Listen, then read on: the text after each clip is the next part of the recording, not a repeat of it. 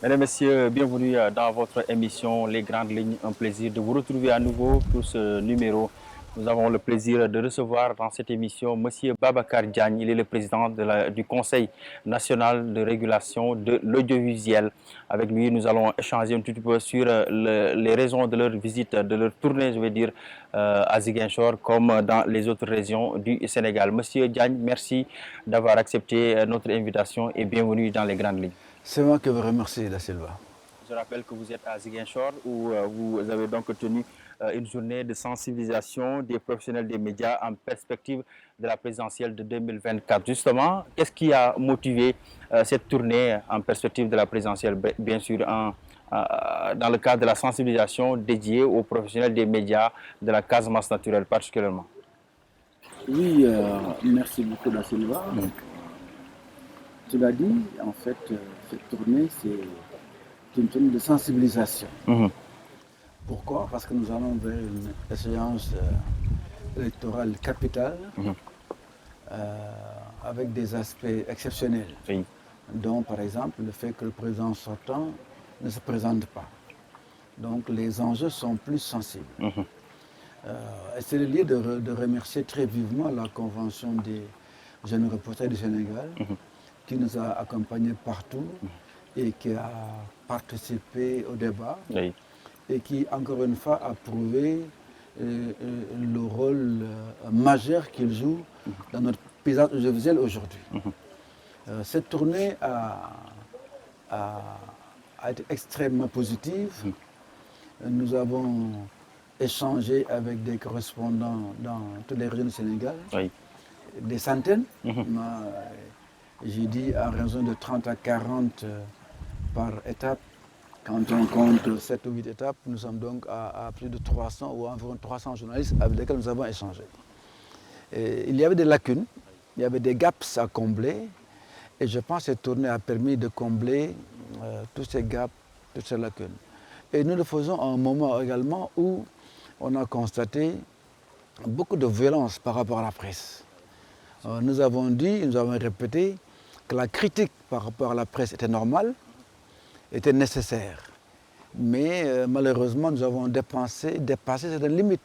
Nous avons franchi des limites et c'était intolérable. Des journalistes ont été attaqués, des caméramans ont été molestés. Nous avons dit stop, il n'est pas question. Il y avait un second enjeu extrêmement important, c'était l'enjeu sécuritaire. C'est surtout les relations entre les médias et les forces de sécurité et de défense. Forcément, on en aura encore, on verra cela. Parce que c'est à l'échelle du pays et nous sommes ensemble sur le terrain. Mais c'est des choses sur lesquelles il faut anticiper. Et c'est une question que nous avons beaucoup discuté avec les autorités administratives dans les différentes régions. Justement, dans cette tournée nationale, vous l'avez dit, il y a une forte mémise de la Convention des jeunes reporters. Pourquoi avez-vous ciblé cette convention et quelle a été leur partition dans la réussite de cette sensibilisation? Mais moi, je ne m'en cache pas, je le dis à tout le monde. Aujourd'hui, la partie la plus virile, la plus responsable, la plus engagée dans le pays audiovisuel, c'est la Convention des jeunes reporters. Moi, je pense qu'il faut se remémorer ou se rappeler de ce qu'avait dit Frantz Fanon. Chaque génération doit découvrir sa mission dans une relative opacité, la remplir ou la trahir. Je pense que la Convention des jeunes, je dis en taquinant à ça, je dis souvent, vous n'êtes plus la Convention des jeunes reporters du Sénégal, vous êtes la Convention des reporters tout court du Sénégal. Parce que je pense que vous avez vu votre mission et vous faites tout pour la remplir aujourd'hui.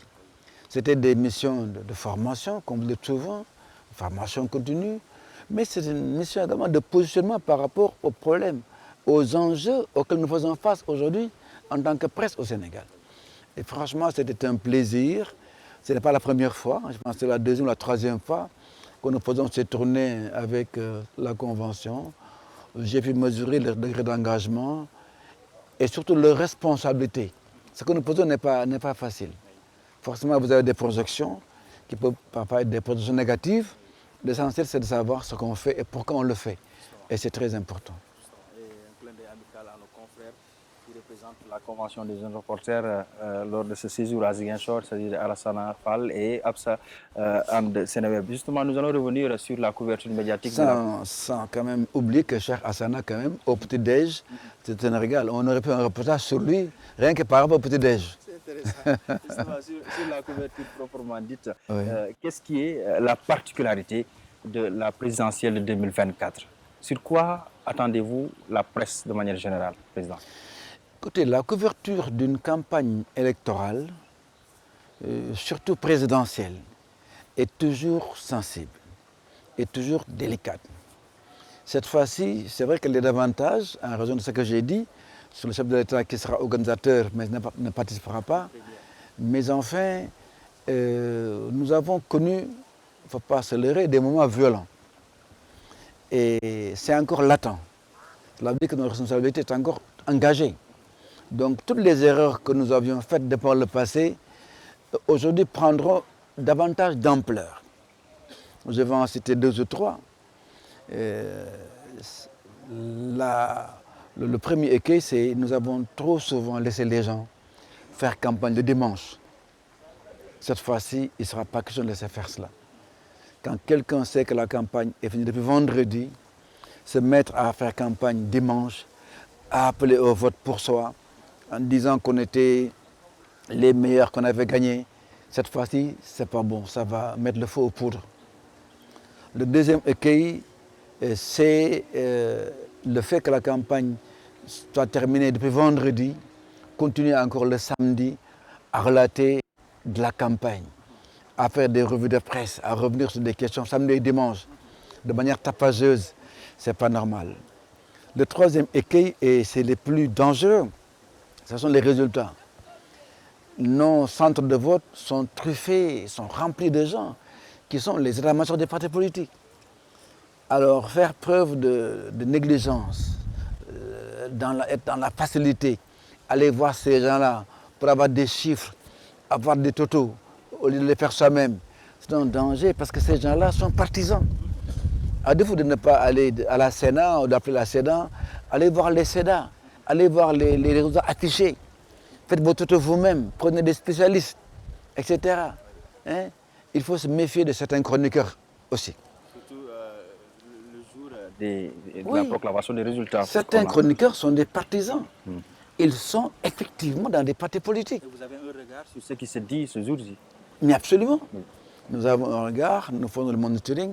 Mais comme je le dis souvent, le CNRA est une position d'autorité. Nous voulons en faire une position d'influence. C'est pourquoi nous faisons tout ce que nous faisons. Ce n'est pas de gaieté de cœur que nous devons sanctionner, surtout moi. Moi, j'ai fait plusieurs dizaines dans la presse. Nous allons y revenir justement. Dans la presse. Et donc, c'est mon milieu naturel. C'est encore mon métier. Et j'espère encore que ça sera mon métier même pour le CNA. Donc, je ne voudrais pas quand même être celui qui va sanctionner. Je veux celui qui va influencer pour qu'on ait un paysage médiatique majeur, n'est-ce pas, qui respecte la réglementation, qui respecte les textes. C'est ça qui est important. Nous savons qu'il y a une réglementation qui régisse les médias dans ces périodes. Aujourd'hui, comment est-ce que vous procédez à ce que ces réglementations soient strictement respectées par les médias, notamment au niveau national? Les médias d'envergure, je veux dire. Vous savez que nous avons un service de monitoring extrêmement important qui est copié de par l'Afrique. La plupart des textes, c'est nous qui les avons faits, parce que j'ai une expérience de plus de 3 dizaines d'années dans la profession, à peu près votre âge.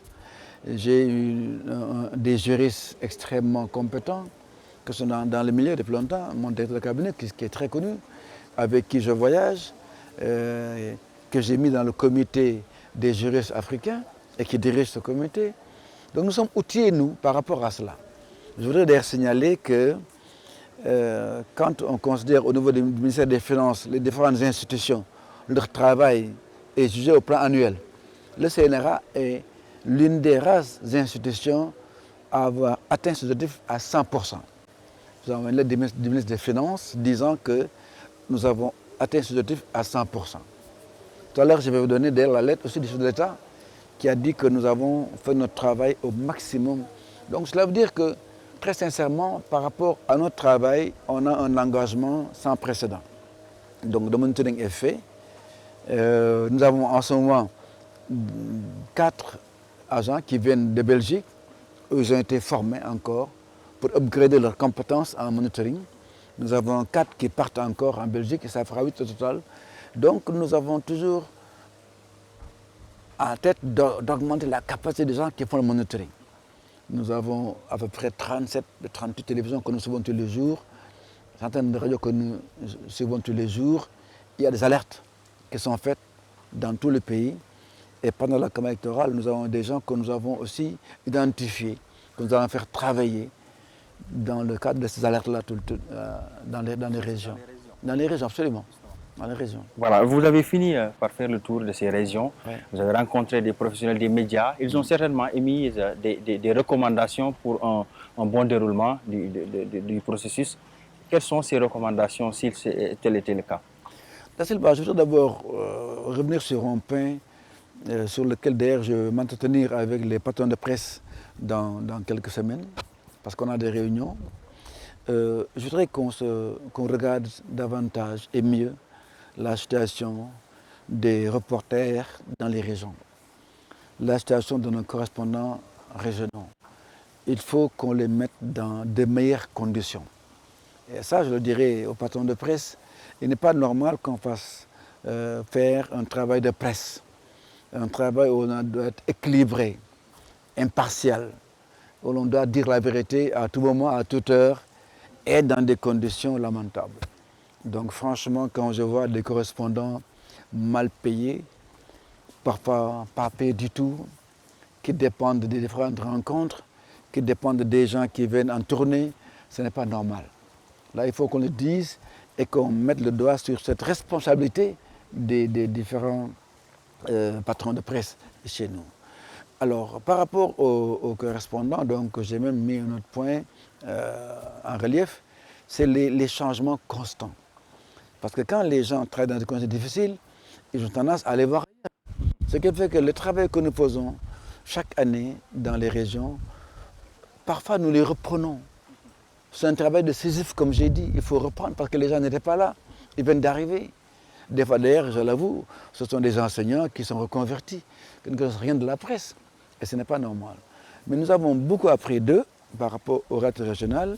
Il y a maintenant une presse dynamique, régionale, qui a sa place et qui veut être dans de meilleures conditions. Nous avons également remarqué une soif d'apprendre, une soif de jouer son rôle de manière idoine. Et ça nous a beaucoup plu, franchement. Ça doit être accompagné par les patrons de presse, comme vous l'avez dit. Absolument, Oui. absolument. Oui. Et ça, nous ne manquerons pas de leur dire. Parce que ça, c'est dans nos rapports. Parce que c'est des situations qui favorisent la corruption, Oui. une manière qui va permettre à ces journalistes d'être véritablement manipulés parce qu'ils ne sont pas dans les conditions qu'il faut. Ce sont les Wolofs qui disent « Donc, si vous me prenez en charge, si vous me donnez un gros per diem, je suis dans des conditions difficiles. Je ne peux pas dire, je ne peux pas être impartial totalement. Ou bien je vous soutiens, ou je me tais sur des choses que j'aurais remarquées. Parce que, voilà, vous avez pris en charge, vous m'avez pris en charge, et ce n'est pas normal. Je rappelle que vous suivez les grandes lignes comme invité. Nous avons Babacar Diagne, il est le président du CNRA, Conseil national de régulation de l'audiovisuel. Nous échangeons sur l'élection présidentielle du 25 février qui est donc en perspective. Monsieur Diagne, les défis pour le CNRA, quand on sait que ce n'est pas aussi évident de gérer toute une presse connaissant l'ossature actuelle de la presse sénégalaise, quels sont les défis pour vous justement en cette élection du 25 février 2024? Je pense que nous avons des défis importants que j'ai soulignés. Le plus grand défi restera les médias sociaux, les réseaux sociaux. Ce sera un grand défi parce que réguler des réseaux sociaux, c'est complexe et ce n'est pas un problème auquel nous faisons face tout seuls. C'est un problème auquel les médias au monde entier font face. C'est un problème auquel les régulateurs au monde entier font face. Et parce que c'est un problème global qu'on ne peut pas résoudre à l'échelle d'un pays. C'est parce que j'ai compris cela que je suis allé en France, que je suis allé à Bruxelles quand j'ai travaillé avec ERGA qui est la plateforme européenne de régulation. Et nous voulons faire un peu ce que les Européens ont fait. Qu'est-ce qu'ils ont fait? L'Union européenne a travaillé dans le cadre de 27 pays de l'Union européenne pour se réunir avec les plateformes. Comme vous le savez, les plateformes en Afrique sont représentées dans quelques pays. Ils sont à Dakar, c'est vrai, 2 ou 3 sont à Dakar. Ils sont à Dubaï, ils sont au Kenya, ils sont en Afrique du Sud. Et c'est ça qu'ils disent, nous couvrons l'Afrique. Alors qu'en Europe, ils sont présents dans les 27 pays européens. La dernière fois, j'étais avec eux à Yaoundé, c'est ce qu'ils disent, oui, nous couvrons l'Afrique. Celui qui se trouve à Abidjan ou à je ne sais où dit que oui, il couvre bien jusqu'au Tchad, etc. Mais le Tchad, c'est 1 300 000 km². La France, c'est 550 000 km². Ils sont présents dans chaque pays européen, dans les 27 pays. Ils veulent être présents quand vous prenez le Niger, le Mali, le Tchad. C'est des pays qui font 1 300 000 km² ou plus. Alors que dans des pays de 60 000 km², de 100 000 km², vous êtes présents, toutes les plateformes sont présentes. Non, ce n'est pas normal. C'est injuste pour l'Afrique. Et en Afrique, la moyenne d'âge, c'est 19 ans. 19 ans, la moyenne d'âge. Nous sommes des populations jeunes qui sont dans les réseaux sociaux, qui sont dans les smartphones, qui sont plus impactées ailleurs qu'ailleurs par ces réseaux sociaux, ces plateformes. Donc c'est là que les plateformes auraient dû être mieux représentées. Et ce n'est pas le cas. Donc ces défis-là que nous posent les réseaux, c'est un défi important. Est-ce qu'on peut s'attendre à des dispositions qui peuvent être prises en perspective de la présidentielle?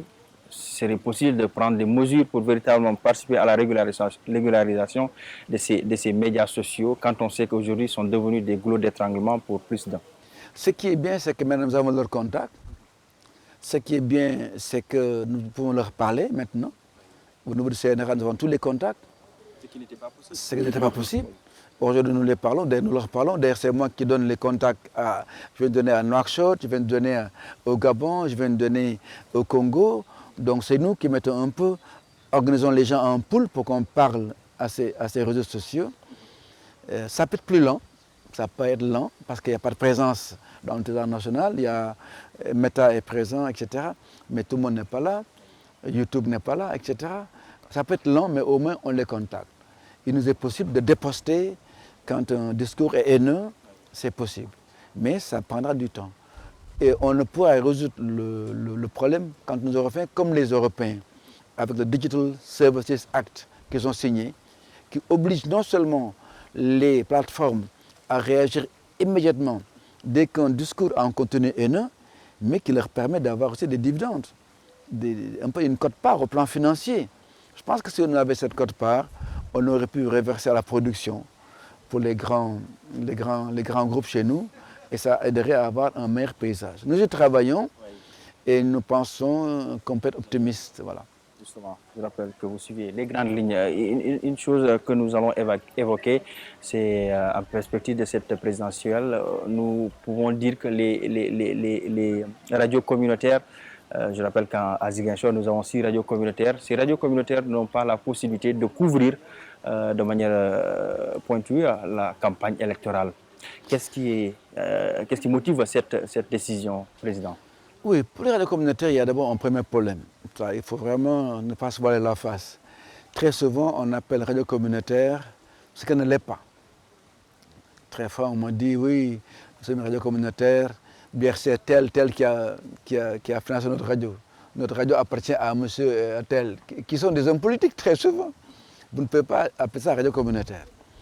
Une radio communautaire est financée et gérée par la communauté. L'autre aspect, c'est que la radio communautaire agit sur un plan purement régional. Nous sommes face à une élection présidentielle nationale. Donc, à la limite, vous ne pouvez pas savoir ce que tel candidat fait dans l'Ombourg ou ailleurs. Donc, faites forcément un travail déséquilibré. Donc, en raison de tout cela, nous avons dit, vous ne pouvez pas le faire. Pour avoir une meilleure garantie, il y a la page de la RTS, qui est une page qui comporte tous les jours l'ensemble des candidats, et de manière arithmétique. Ça, c'est important. Donc, c'est un peu pour prémunir, car c'est moi qui ai autorisé à ce que les médias, les radios communautaires entrent un peu dans le champ politique, fassent des choses. C'est moi qui ai signé leur convention, il n'y en avait pas. Mais nous voulons... Voilà. Et les charges à l'époque. Voilà. Donc pour le moment, nous devons être prudents pour garantir l'équilibre, l'équité par rapport aux candidats. Donc s'ils veulent être équilibrés, ils peuvent prendre la page de la RTS. Est-ce que ces derniers sont aujourd'hui favorables à collaborer ainsi avec la Oui, chaîne? oui, absolument. Ils Ça sont décidés à collaborer pour la plupart. Et n'oubliez pas que nous avons un pouvoir de coercition. Oui. Et celui qui ne collabore pas risque des sanctions. Donc, Les sanctions. ah, mais oui, je ne vais pas sanctionner, ce n'est pas pas ma tasse de thé. Mais quand je suis obligé, je ne recule pas. Je veux être responsable. Et pour la presse écrite également, si elles sont sous votre responsabilité? Pour la pré-campagne et la campagne. Oui. Et vraiment là, je voudrais faire appel à nos amis qui gèrent des groupes de presse. Nous allons prendre contact avec les imprimeurs. Nous avons déjà pris contact avec des autorités à d'autres niveaux. Mais un média de presse écrite peut se réveiller et votre journal n'est pas tiré par un imprimeur. Parce que vous avez été extrêmement partisan. Je pense qu'il faut quand même savoir raison garder, savoir sur un moment sensible, mieux vaut travailler de manière équilibrée. On sait également que l'article le code électoral dit que sur son article L61 qu'il est interdit des campagnes déguisées de propagande 30 jours avant justement la campagne. C'est ce que vous appelez pré-campagne et campagne. Justement, est-ce qu'aujourd'hui vous êtes en train de véritablement de multiplier la sensibilisation en ce sens, parce qu'on voit des fois beaucoup de laisser-aller en ces périodes? Non, nous travaillons, d'ailleurs même hier nous, je travaille au directeur de cabinet, dans quelques jours vous verrez un communiqué sortir, communiqué qui va donc fixer la pré-campagne, donner les dates aux gens de manière précise, début de la pré-campagne, le début de la campagne, et dire qu'est-ce qui est interdit, qu'est-ce qui est autorisé, de manière très claire. Ceux qui vont bafouer la règle. Ce qui pose à la sanction. Très sincèrement, comme je l'ai dit, nous sommes une position d'autorité, nous voulons en faire une position d'influence, nous voulons sensibiliser, nous voulons discuter, nous voulons nous concerter. C'est ça la régulation d'ailleurs, c'est discuter. Nous récusons souvent l'appellation de gendarme, que nous ne voulons pas de gendarme. Nous voulons vraiment être un partenaire pour qu'il y ait un meilleur usage audiovisuel. Donc nous voulons vraiment discuter, sensibiliser. Maintenant, nous ne reculerons pas quand une sanction devra être prise. Parce que sanctionner un média, président, jusqu'à couper des signaux. C'est dur. C'est un coup dur pour la liberté de la presse. C'est un coup dur pour nous-mêmes. Comment est-ce que vous vivez cela étant dans la corporation? Non, mais c'est un coup dur, je sais, même pour nous-mêmes. Mais quand on vous dit, par exemple, la promotion des produits de documentation est interdite, et c'est la loi. Et c'est une loi qui a été mise là par la presse. Ce sont des doyens comme Ibrahim Bahoum et moi-même à l'époque qui avons travaillé pour dire c'est honteux dans notre pays à nous. Laissez les gens faire quelque chose comme cela. Et nous avons mis dans le code de la presse. Tout cela voté par l'Assemblée, c'est une loi. Et quand il faut appliquer la loi, comme vous savez, nul n'est censé ignorer la loi. Quand quelqu'un vous dit, moi je n'applique pas la loi, qu'est-ce que vous faites? C'est extrêmement grave. Le problème que nous avons malheureusement, le problème que j'ai d'ailleurs personnellement, c'est parce que quand je suis arrivé, j'ai trouvé des lois comme ça qui n'ont jamais été appliquées. Et je me suis dit qu'il faut appliquer. Parce que ça, c'est un peu de tempérament sûrement. Mais moi je pense que dans notre pays, il faut appliquer les lois. Quel que soit le domaine, il faut appliquer les lois. Et courageusement. Il y a ceux-là qui disent que justement cette situation est souvent commanditée par l'État du Sénégal. Certains disent même que CNRA, un bras armé de l'État pour véritablement régler des comptes avec des médias qui ne sont pas souvent favorables à l'État. Que vous répondrez-vous? Moi, je sais bien. Vous savez, à un certain niveau de responsabilité, vous ne pouvez pas éviter les projections négatives. Vous ne pouvez pas. Et quelqu'un qui a un niveau de responsabilité comme moi, dit oui, c'est le candidat-on, vous n'êtes pas à votre place. Franchement, vous n'êtes pas à votre place. Il y a des choses d'ailleurs que je peux dire, hein, plein de choses que je peux dire par rapport à ces questions-là, que les gens, quand même, je leur parle. Mais vous savez, le problème de certains comme moi, nous sommes presque des hommes d'État. Et votre force est souvent votre faiblesse. Votre force, c'est le devoir de réserve. C'est votre faiblesse parce que vous ne pouvez pas communiquer certaines choses en même temps. Mais je vous assure, je pense que ceux qui travaillent avec moi, ceux qui voient au quotidien ce que nous faisons et comment nous le faisons, savent que nous travaillons de manière absolument indépendante. Et que le pouvoir... Règlement de compte, hein? ce ne sont pas des règlements de compte, je pense. Mais justement, nous n'avons pas de compte avec la presse, parce que nous venons de la presse. Nous sommes de la presse. Parce que visiblement, ce que l'on sent justement sur ces médias qui sont souvent sanctionnés, Oui. ailleurs on le voit, à la RTS pour ne pas nommer, on voit que des fois il y a beaucoup de laisser-aller, comme ailleurs, mais on ne voit pas de sanctions, encore moins de mise en demeure. Il y a un amalgame qui est fait, qui est extraordinaire, hein, sur lequel vraiment moi je ne vais pas développer parce que je travaille avec les acteurs qui sont concernés. La RTS couvre le gouvernement essentiellement. Et la RTS, tant que le chef de l'État est chef de parti, tant que le gouvernement est dirigé par des gens qui sont dans des partis, on ne pourra pas interdire à la RTS de couvrir le gouvernement. Et la loi dit de manière textuelle qu'on ne peut pas interdire à la RTS de couvrir le gouvernement. Et ça, quelles que soient les étapes. Aujourd'hui, campagne ou pré-campagne, le gouvernement est en activité et doit être couvert par la presse.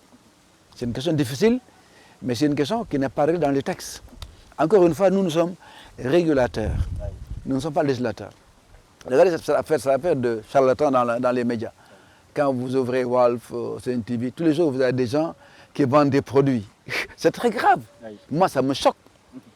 Et pour ne rien vous cacher, le gouvernement même en ce moment a dit Babacar, pas de disposition, arrête-moi. Mais j'ai dit non, il n'y a pas de texte. Moi, je n'ai pas fait de texte. Tout ce que j'ai fait, c'est basé sur le texte. Quand je vous dis arrêtez le Kessel, il y a un texte.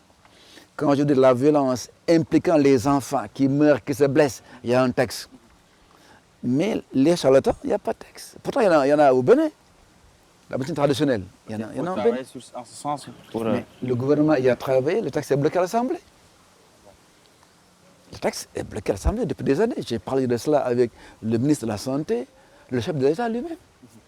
Parce que c'est un problème, c'est préoccupant, c'est un problème de santé qu'il faut régler par le Code de la santé, qui malheureusement n'existe pas. Depuis 2005, c'est bloqué. La médecine traditionnelle, il y a un texte à l'Assemblée qui est bloqué. Tant que ce n'est pas réglé, le CNRA a les bras croisés. Parce que nous sommes régulateurs, pas législateurs. Maintenant, dans les domaines où il y a des textes, nous les appliquerons courageusement. Quelle que soit la production négative qui sera faite sur nous, nous les appliquerons. Quand nous partirons maintenant, si Cheikh Hassana est élu, il peut dire, moi, les créations, je laisse faire. Moi, ce n'est pas mon problème. Mais en tout cas, moi, avec les équipes avec lesquelles je travaille, la loi sera appliquée. Dura lex, sed lex, comme ils disent. Donc, nous allons appliquer la loi. Même si la loi est dure, on va l'appliquer. Mais c'est notre loi à nous. Regardez, il n'y a pas de... L'émission plurielle n'existe pas à la RTS. Quand j'ai trouvé notre valeureux confrère Babacar Touré, que Dieu est petit de son âme, quelqu'un de merveilleux, qui était pour moi un frère, qui s'est bagarré pour que je sois là où je suis, qui m'a empêché de poursuivre ma carrière diplomatique, parce qu'il voulait absolument que je vienne. Il avait ses seules raisons. Alors, quand je l'ai trouvé, il m'a dit, Babacar, pluriel, je ne peux rien faire. Toi, mon petit, tu es un grand guerrier, fais ce que tu veux, moi, je ne ferai rien du tout. Tu sais, lui, c'est un grand monsieur. Quelqu'un a dit d'ailleurs, pour me taquiner, que Babacar était un général et que Babacar était un soldat. Là, c'est Bouffal qui l'avait écrit quelque part. Mais curieusement, lui pensait me critiquer. Bon, moi, j'étais d'accord avec ça. Babacar Touré était un général. Moi, je suis un soldat. Vous comprenez? Je suis comme ça. Par tempérament, je suis un homme d'action sur le terrain. Babacar est un grand monsieur qui a des axes et qui ne veut pas faire certaines choses, c'est normal. Un modérateur. Et oui, mais moi, je suis un soldat. Et je me conçois exactement comme a dit le monsieur qui pourtant voulait m'attaquer. Alors donc, je le dis sans faiblesse coupable, hein, ni cruauté inutile, nous allons simplement appliquer les textes. Mais simplement, et ce que j'ai dit, ce n'est pas moi, c'est Senghor. Il disait qu'il va appliquer la loi sans cruauté inutile, ni faiblesse coupable. Alors on fera pareil. Parfois, on voit des patrons de presse s'accaparer justement de leurs propres médias. Là aussi, Président, c'est un cas que vous traitez souvent. C'est très dommage. C'est très dommage et puis vraiment Pourquoi on est arrivé là? Parce que si on comprend bien, on sait que ces médias sont occupés par des professionnels, mais malheureusement, on tombe sur ces jeux. Qu'est-ce qui peut l'expliquer?